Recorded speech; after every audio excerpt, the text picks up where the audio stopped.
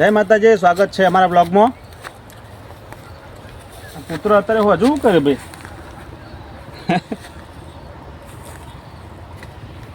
જારે બારે વવાઈ જાય. કૂતરા ઉપરથી મને વાત યાદ આવી. એક શેઠ કૂતરો લઈને નીકળ્યા. અત્યારે તો કૂતરોની યાર ફેશન થઈ જાય ને, ટોમી રાખવાની.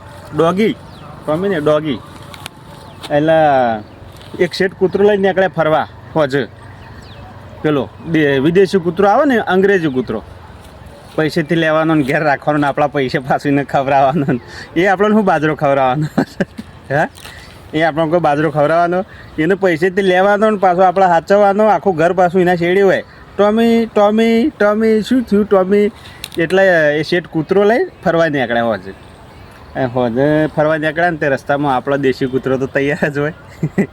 હમણાં દેશી તૈયાર હતો અને ટોમી ટોમી ટોમી મસ્તીમાં હતો. શેઠનો શેઠ શેડ ગહળાય મસ્તીમાં આવી ગયો દોડા ને તો શેઠ કી ટોમી રૂક જા, ટોમી રૂક જા. અને હમણાં દેશી ઊભો રહેતો આપણા વાળો અને આવી ગયો તે ટોમીને તો તમે જો ઘડીવારમાં ટોમીની દશા બગાડી નાખી. શેઠ કી હટ હટ હટ, આમાં ચાલ્યો જા. આપણે દેશી કૂતરો એમ ચાલ્યા જ હોય. પણ મારા જેવો કોઈક, તમારા જેવો કોઈક દેશી આવ્યો માણસ કે હળ તાણે પેલો કૂતરો દેશી કૂતરો કાઢ્યો.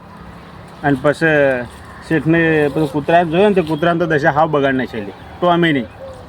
તે ટોમીને ગહેડીને જતા વેળી જે ફરવા નીકળ્યા હતા ને તે ટોમી દોડતો હતો ને શેઠ શેડી દોડતા હતા. અને વળતા વેળી હાડે ને વળતા તે શેઠ ટોમીને ગહેડીને ઘેર લાયા.